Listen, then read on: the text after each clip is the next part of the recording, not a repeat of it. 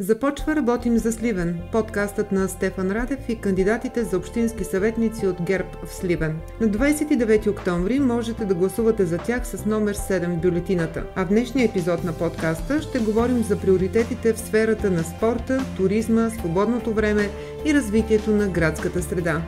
Кметът Стефан Радев пък ще отговаря на въпроси на граждани. Останете с нас. Мащабни проекти в сферата на спорта, туризма и свободното време са заложени в управленската програма на Стефан Радев за третия му мандат. Приоритетите в сферата бяха представени в началото на седмицата и сред тях има надграждане на спортната инфраструктура с модерни спортни площадки, нов парк и стрит фитнес съоръжения. Екипът под номер 7 в бюлетината планира още изграждане на нова многофункционална спортна зала с 1500 места за зрители, както и зала за бокс. Амбицията на екипа на Радев е колодрума в Сливен да бъде възстановен и да се превърне в модерно и функционално съоръжение. В приоритетите в сферата на туризма са включени изграждане на туристически културно-информационен център и създаване на дигитална карта на сливенските забележителности. Ще се извърши и основен ремонт на лифта за Карандила. Програмата предвижда още да бъде извършен планираният ремонт на сградата на Сливенски минерални бани, с което ще се постави началото на възстановяването на обекта като елемент от балнеотуризма в района. В сряда екипът на Стефан Радев представи още един приоритет в управленската си програма – развитието на градската среда. За следващ мандат е предвидено благоустрояване в междублоковите пространства на Дружба, Сини камъни и Българка и квартал Куцухор, изграждането на паркинги и обновяването на булевардите Цар Симеон и Линденско въстание, улица Раковски, булевард Панайот Хитов и разширение на улица Георги Раковски в района между двата Аслана и Новоселски мост. Сред приоритетите за по-добра градска среда са и цялостното обновяване на уличното осветление и изграждане на осветление на места с засилен пътникопоток, надграждане на системата за видеонаблюдение и създаване на общинска полиция. Ще бъдат укрепени две свлачища, общинският път Бяла-Новачево и улица в село Сотирия, с което ще бъде осигурена пълната проектна готовност за изпълнение на отводнителните и противосвлачищни мероприятия. Подкрепям исканията на енергетиците и бъдещето на Топлофикация Сливен. Това заяви кандидатът за кмет на Сливен от ГЕРБ Стефан Радев на среща с работещи в дружеството. В препълнената зала той подчерта, че трябва да се направи всичко възможно за спокойно преминаване и без сериозни сътресения през трансформацията, която предстои и евентуалните трудности. Радев заяви, че предприятието е важно за Сливен, защото осигурява заетост и повече от половината град е топлофициран.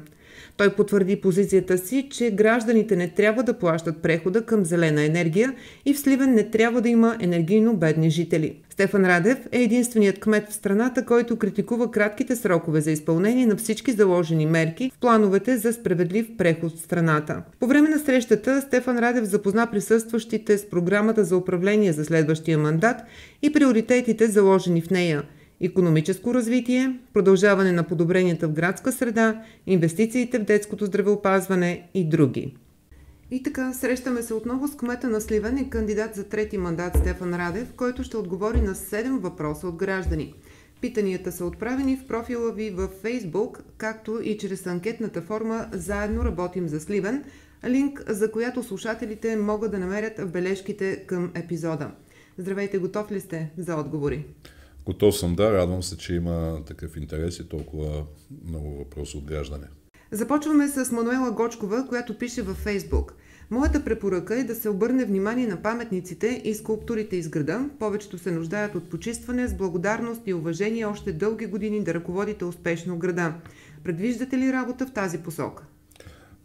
Благодаря, да. Предвиждаме. Даже вече се започна с паметните плочи на Васил Гендов, Мишо Тодоров, Стефан Македонски, които са на сградата на съда. Те вече са в така изцяло почистени и възстановен вид. Тази програма ще продължи. Славянка Петрова пише: аз съм от квартал Даме Груев. Искам да попитам кога ще се обърне внимание на гаражите край блок 17 от магазин Магнит до 6 под 8 училище и не само там, на още много места. Така е, въпреки че сме примахнали хиляди гаража до тук, продължаваме с тази кампания. Като нашата цел е там, където премахваме гаражи в кварталите, да се намесим с проекти за благоустрояване, за да не остават неугледни местата, на които имало гаражи. Такива проекти реализирахме вече в Дамегроев, Сини камъни, Българка. Сега проектираме и в тези 3 квартала, и в Кулцохор. Предстои да започнем и с Дамегроев такива проекти. Кога ще се оправят тротуарите на Цар Симеон до спирката на блок 49 посока центъра? Разбиха се в района на моста от водния цикъл. Въпросът е от Петя Балинова. По отношение на тротуарите, общината има договор за ремонт на тротуари. През следващата година предвиждаме да завишим сумата, ако е необходимо, и броят на фирмите, които се занимават с тази дейност, защото има много тротуари, които трябва да оправим. В града водният цикъл трябва да приключи в края на тази година.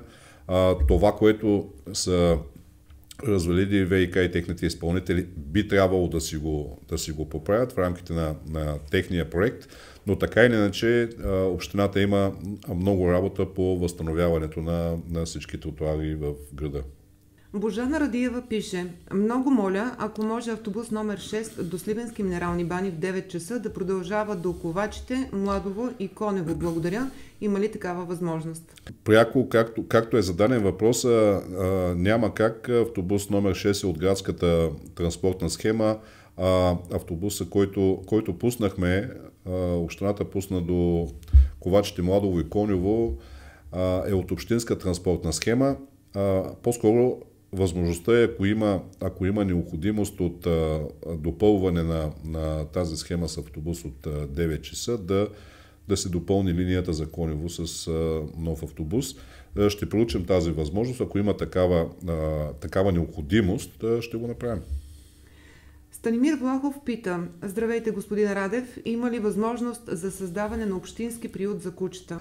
По отношение на приютите за кучета, с дискусиите, които сме имали с неправителствени организации, които се занимават с темата, и те не препоръчват практиката с изграждане на приюти, а по-скоро с засилване на политиките по кастрация на кучетата, в това число и на домашните любимци. Имаме мерки, предвидени в програмата с тази цел. Друг въпрос. Плами Сахиева пише: кога ще оправите булевард Панайот Хитов? Не се кара по най-централния булевард в града. Успех! Благодаря. Булевард Панайот Хитов предстои всички пресичания да си ги оправят ВиК в рамките на техния проект до края на годината. Пресичанията, които правиха във връзка с новия водопровод.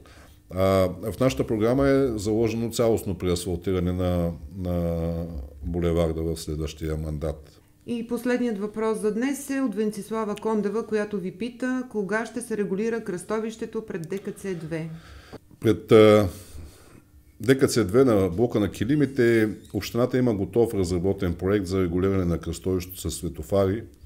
Лично аз искам, въпреки че е изследвана възможността за изграждане на кръгово кръстовище, още малко да потърсим такава възможност, защото наистина там остана последната такава много невралгична точка. Ако тясно е мястото, трудно може да се смести кръстовището, но искам още да се изследва този въпрос. Ако и този път са категорични проектантите, че не може да изградим там такова кръстовище, ще реализираме проекта с светофари, който, както казах, е готов. Благодарим, господин Радев. С кандидата за кмет на Сливен от ГЕРБ ще говорим и в следващите епизоди. А ако искате да зададете въпрос към Стефан Радев, можете да го направите в поста "Питай Стефан Радев" в страницата му във Facebook. Това бе всичко във втория епизод на "Работим за Сливен", подкаста на Стефан Радев и кандидатите за общински съветници от ГЕРБ в Сливен. Не забравяйте, че чрез линка в описанието под епизода можете да се включите в анкетата "Заедно работим за Сливен" и с идеи за развитието на града да се включите в управленската програма на Стефан Радев. А на 29 октомври гласувайте за кандидатите на ГЕРБ в Сливен с номер 7 в бюлетината.